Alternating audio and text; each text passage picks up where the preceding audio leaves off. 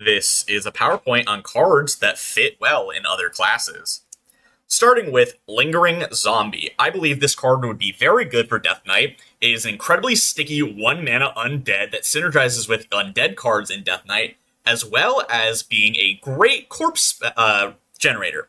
Death Knight in Wild is struggling a lot, so I think a card like Lingering Zombie could, in theory, push a aggro undead Death Knight, as well as helping out for things like Rainbow Death Knight by giving more corpses to spend. It would be honestly quite interesting, as Lingering Zombie is, genuinely speaking, a very powerful 1-mana minion. It's just tied to the Druid class that can't really make much use of it. This also could have been a Priest card if I wanted to be a little spicy, but I think for the first card, we could be very simple.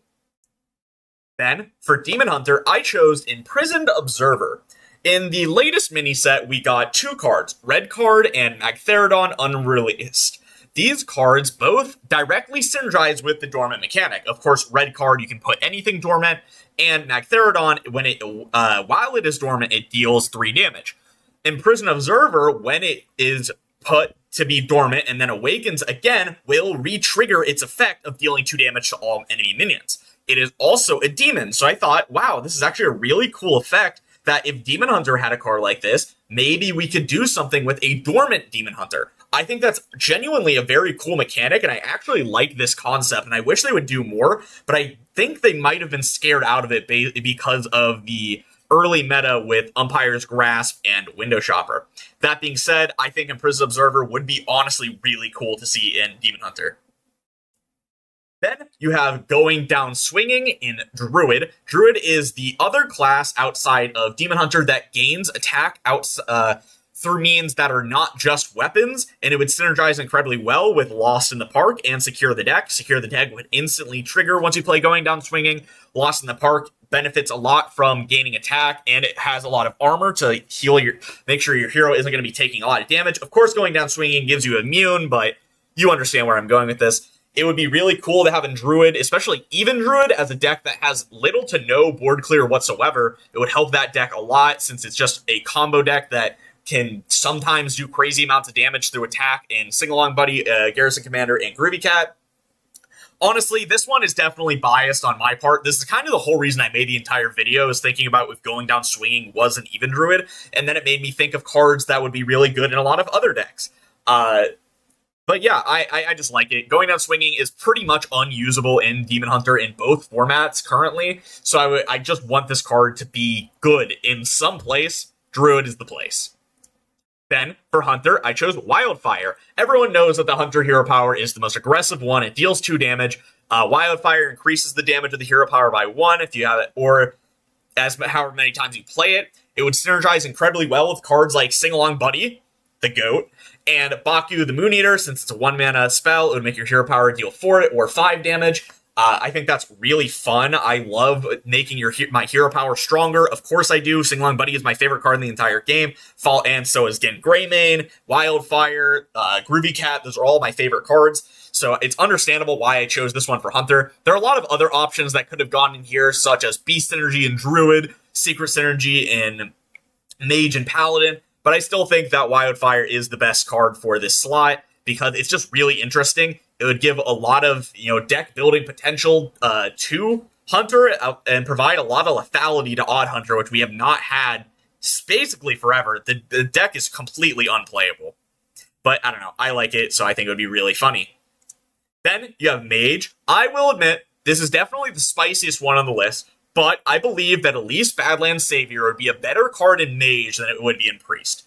Priest relies incredibly heavily on battle cries that Mage, yes, would rely on, but not to the extent of Priest. Priest needs to have both of their Razas. Priest needs to have things like Najak Hexen and Serena Blood Feather. But Mage can use Elise a lot more efficiently. You have your Titan, which is very strong. Gaia would benefit from Elise immensely, as well as many other cards that Mage just genuinely could make more use of. As well as Elise costing 1 through Luna's Pocket Galaxy would make the card significantly better through just all forms of different means. I will admit there are a lot of cards that could have gone in this slot for Mage. Any spell almost every single spell in the entire game that benefits well from spell damage could have gone in Mage. Almost any spell that has a spell school that's not prominently found in Mage. A lot of elementals from Shaman could have gone in here. A lot of mechs could have gone in here. Mage has a big net of cards that it could be, and I chose Reno Mage because it's a deck that isn't very good as one of the decks that I would want to support from a new card, so at least definitely fits that motto. Then you have Wish Upon a Star for Paladin. I know this one, again, is also a little out there, I will admit, but this card would be unreal levels of powerful for things like a slower mech hand buff a Paladin. You're already not really going too fast with a mech Paladin anyway after all the nerfs, so having a card like Wish Upon a Star would let you build a wide board. Maybe you could and then of mechs, and then buff your hand and board at the same time, doubling up on the buffs on magnetic, so you can get some huge mechs that can all go face. It would be really funny more than anything else. I think that, again, Paladin has a lot of cards that it could have gone through. You could have done mechs, murlocs, dragons, secrets, aura. Not really auras, I guess, but weapons, holy spells, hand buff. A lot of different things could have gone in here, and I chose a big hand buff card in Wish Upon a Star because I just think it's an interesting idea to push a slower style of hand buff for Paladin rather than all these super cheap hand buff options that lead to a lot of non-games through Paladin winning the game on turn 6 or 5 or 6 through gigantic minions that you can't really deal with that hit you in the face.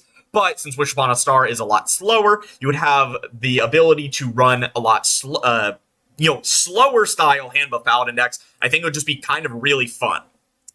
Then, for Priest, I chose Book of Specters. This is definitely the strongest card for these options, I think, overall, because putting Book of Specters in regular Shadow Priest would be unreal levels of powerful, and putting it in Reno Shadow Priest would be really fun for that deck, but I had to try it. Book of Specters, of course, draws 3 cards, discards any spells drawn. Shadow Priest currently only runs 6 spells, and they're all duplicates. And then Reno Shadow Priest only runs 5 spells total in a 40-card deck. So you would absolutely run Book of Specters in both of these decks. They provide so much draw that Priest doesn't really have access to, and it's a shadow spell. So I think this is absolutely one of the most perfect choices I could have made for it.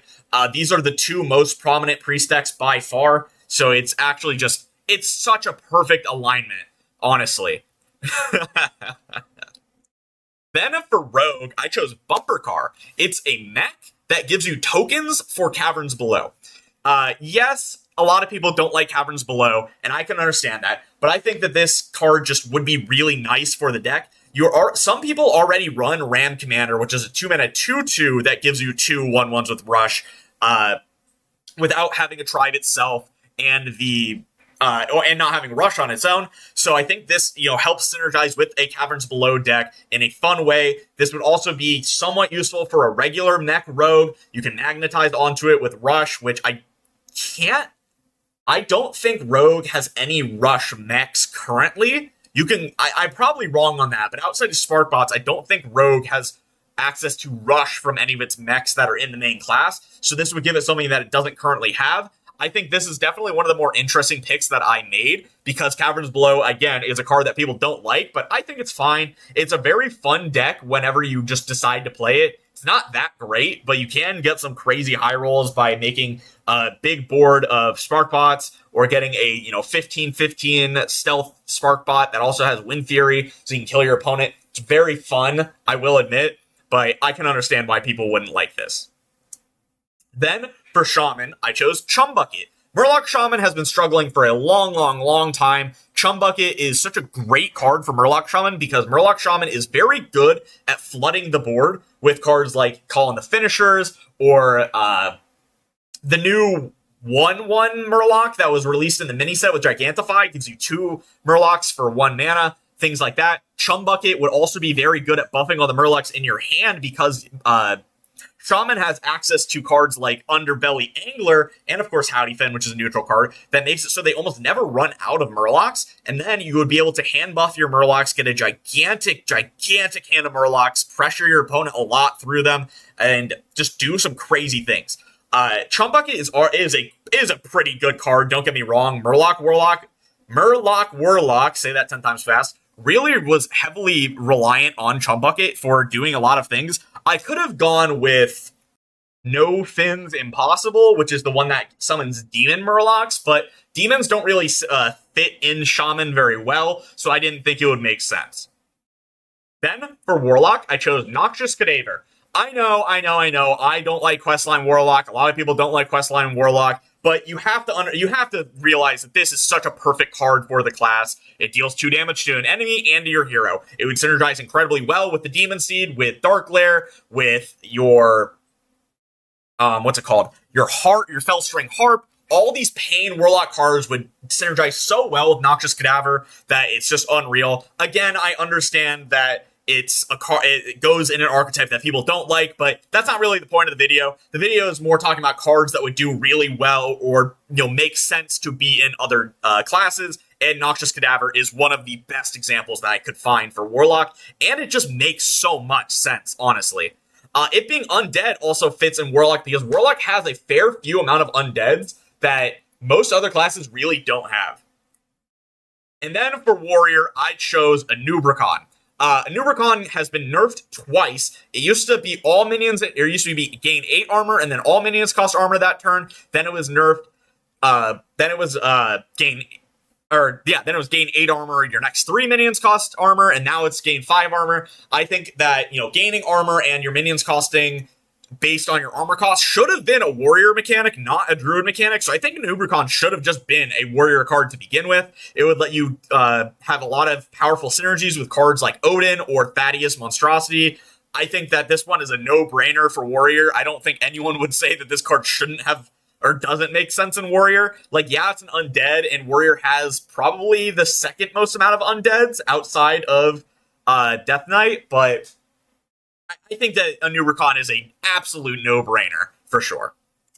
But yeah, those are all the cards that I think should go in other classes. I'm actually thinking that this is a kind of series I could do. What are other cards that you guys think belong in other classes, or could be in other classes, should be in other classes, should have been printed for other classes, etc., that, completely make sense for the class, for an archetype, for just theming of the class?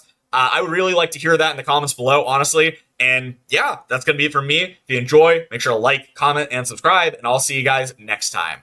Peace. Rising again, darker than they've ever been.